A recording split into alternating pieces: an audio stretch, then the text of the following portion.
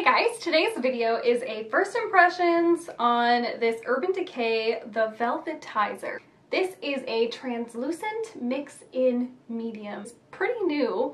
I just picked it up at Sephora today actually. This was pretty expensive. I think Canadian it was like maybe $48. But I've seen a few people use this here on YouTube and I'm just so curious. First of all, it's really neat because it's like legit. This is velvet, which I didn't pick up from watching videos of it. You get 0.28 ounces.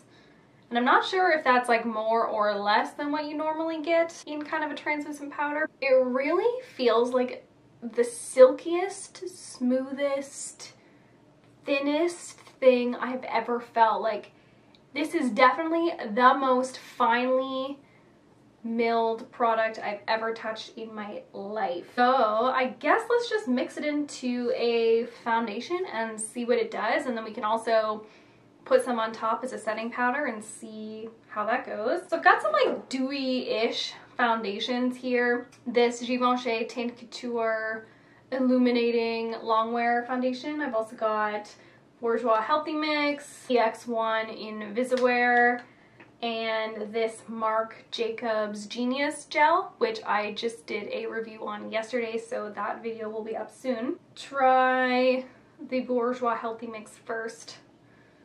So I've just put a pump of the Healthy Mix on the back of my hand. Instructions say, velvetize your foundation with this universal mix in medium. Mix a dime-size amount into the Naked Skin liquid makeup. Oh, I do have that. Okay, but whatever. To create an extra velvety feel with a beautiful matte finish and added coverage. All right, so let's actually put on just on this bottom area of my cheek.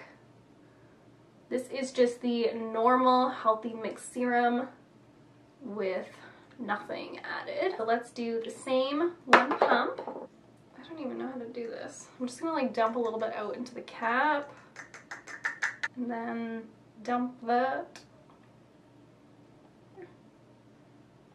Oh, whoa.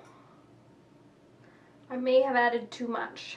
It just turned into a super thick crumbly paste.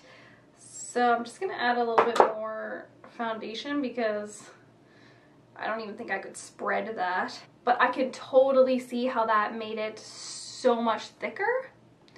So let's see if the coverage is better.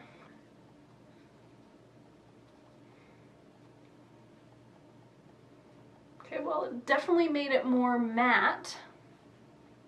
That is for sure. I know this seems weird and maybe it's just me, but is this side darker than this side? It made the foundation a little bit more coverage, that's for sure. And it made it thicker and it made it more powdery to the touch as well. So this side still feels like a little bit sticky and like dewy, whereas this side feels more like I put a powder on top. And it didn't make it cakey at all. I mean, it's like cakey to feel, but once it's like blended out, it didn't affect the foundation like in a negative way. Like it didn't make it look gross or anything. And actually I feel like my pores, and it's not a big difference enough for you to be able to tell, but I do feel like my pores are slightly more blurred on this Velvetizer side. So, all right, I want to try it with a different foundation on my forehead. Let's try this Marc Jacobs Genius Gel because it is very creamy for sure. Ugh, I feel like this is messy, but anyway. So I'm not going to put as much as last time. You have to work with it a little bit quicker, I find, than with normal foundation because it does make it so much thicker and not quite as easy to blend, and because it makes it more matte, it kind of dries a little bit quicker. That worked really well with that Genius Gel foundation.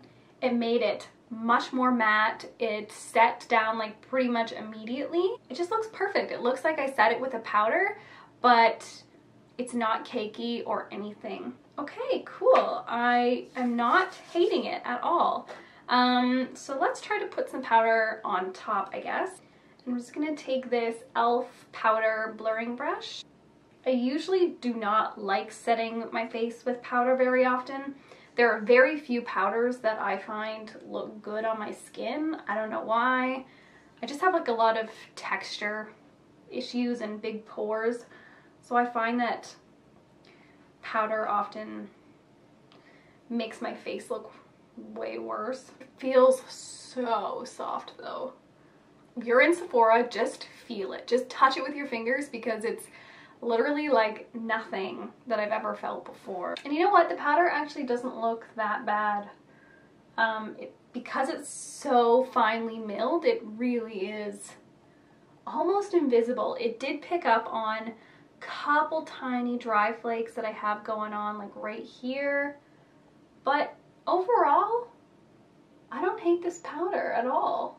Okay, I'm convinced that this is definitely an interesting product, if anything, and that I don't feel like I wasted my money on it. So I feel like it's a cool thing that I can continue to play with, mix in with some other products just to see how it goes. And it doesn't feel drying. So I feel like if you are somebody who really likes a matte look, but you hate that like stiff, chalky, really tight, matte, dry feeling, then I would give this a go because it is matte but silky smooth and in no way makes my face feel dry at all. I won't be home tonight to do a wear test, but I will state down below in the description just a little note about how it did with my oily skin because I will be going out tonight, so I'll definitely be sweating and getting oily for sure. So thank you guys so much for watching. I hope that this was helpful in deciding whether you kind of want to pick this up and play around with it. Give it a thumbs up. Please subscribe. I put out new videos every week if you want to see them.